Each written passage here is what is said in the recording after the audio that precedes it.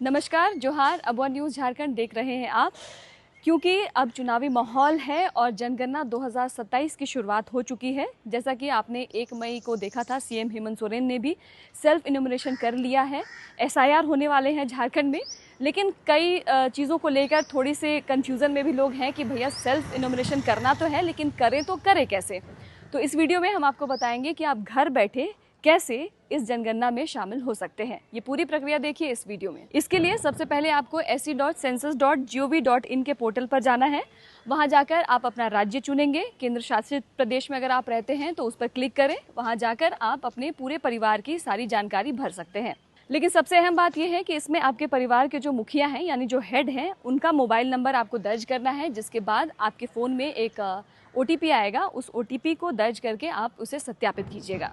इसे सारी जानकारी सबमिट करने के बाद आपको एक विशिष्ट SE ID मिलेगी, जिसे आप संभाल कर रखिएगा, क्योंकि जब इन्यूमरेटर आपके घर आएगा इसे सत्यापित करने के लिए, तो ये SE नंबर होना बहुत ज़रूरी है।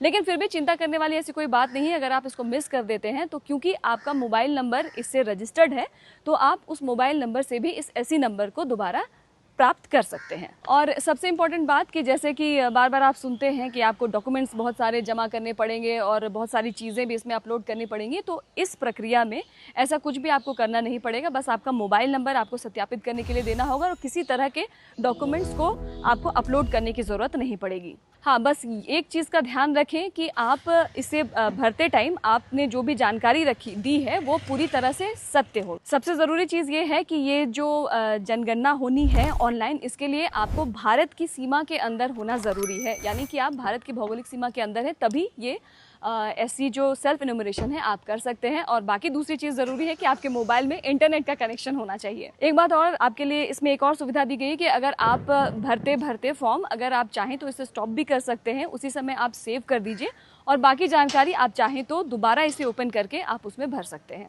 वैसे इस प्रक्रिया को और सरल और आपको समझाने के लिए सरकार ने इसके लिए कुछ वीडियो ट्यूटोरियल्स और यूज़र गाइड, FAQs और हेल्प डेस्क जैसी सुविधाएं भी उन्होंने दे रखी है। और आप एक टोल फ्री नंबर है 1855 पर कॉल करके भी इससे जुड़ी जानकारी प्राप्त कर सकते हैं। इस बात के लिए आप निश्चिंत रहिए कि इसमें आपका जो भी डाटा लिया जा रहा है वो पूरी तरह से इनक्रिप्टेड है, यानी इसके कहीं भी लीक होने की या किसी और तरह से आपको इसके लिए किसी तरह की परेशानी नहीं झेलनी पड़ेगी। और तारीखों के बारे में मैं बता दूं, झारखंड की जनगणना 2027 के पहले चरण के अंतर्गत मकान सूचीकरण और मकानों की गणना का कार्य 1 मई 2026 से 14 जून 2026 के बीच किया जाएगा, जिसके पहले 15 दिनों यानी 1 मई से लेकर 15 मई तक सेल्फ इनोमिनेशन करना होगा।